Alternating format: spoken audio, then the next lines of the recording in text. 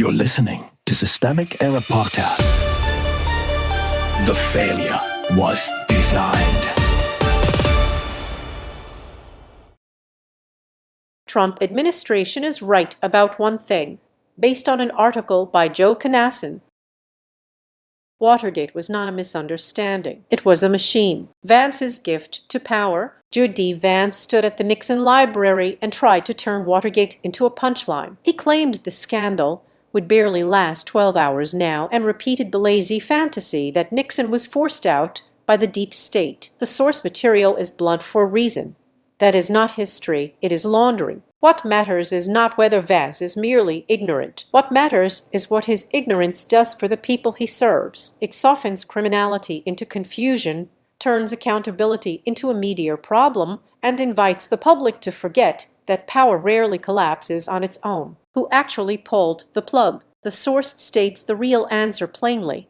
Nixon was driven from office by Senate Republicans, including conservatives, who saw conviction coming in an impeachment trial. That is the institutional fact Vance tried to erase. This matters because it strips away the comforting myth that abuses of power are checked by some ghostly deep state or by spontaneous moral correction. The actual break was political self-preservation inside the governing elite. When Nixon became too expensive to protect, his own party moved. That is not civic virtue. It is damage control. The crime was the system. Watergate was not a single burglary that spun out of control. The source lays out a broader operation.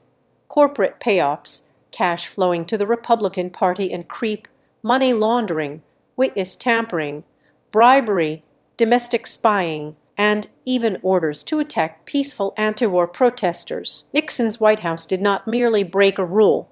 It ran a political economy of intimidation and illegal finance. That is the point Vance's nonsense obscures. Authoritarian politics does not begin with one dramatic scandal. It is built through back rooms, slush funds, pressure campaigns, and the normalization of abuse as strategy. The burglary mattered because it revealed a larger apparatus already in motion. The Republicans knew. The source does not describe a party shocked by Nixon's behavior. It describes a right wing that defended him anyway. His resignation was not treated as the triumph of law.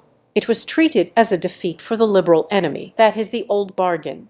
If the leader hurts the right people, then corruption becomes courage. That pattern has never really disappeared. Trump's circle did not have to invent it. They inherited it. Trump admired Nixon. Roger Stone treated Nixon's ruthlessness as style. Roy Cohn, another Nixon loyalist and Trump model, served as the bridge between old Republican amorality and Trump-era performance. The point is continuity, not coincidence. History as cover. Vance's comments are useful because they show how the current right handles the past, not by learning from it, but by repainting it. Nixon becomes a martyr to faceless bureaucrats instead of a president undone by his own party after a trail of bribery, spying, and abuse. That is not an error at the edges. It is a political method. The article's strongest claim is also its most important warning. The same people who excuse Nixon today will one day need to excuse Trump. That future defense is already being rehearsed in the language of grievance, historical amnesia, and fake populist persecution. The pattern, the deeper lesson, is simple. Corruption survives when powerful people can describe it as confusion, and when their allies can describe accountability as overreaction. Vance did not just get Nixon wrong. He demonstrated how authoritarian movements protect themselves by rewriting the record until abuse looks normal, and by teaching their followers that scandal is only scandal when it hurts them. That is the system error. Not one burglary, but a governing culture that treats illegality as a communications problem and history as a prop.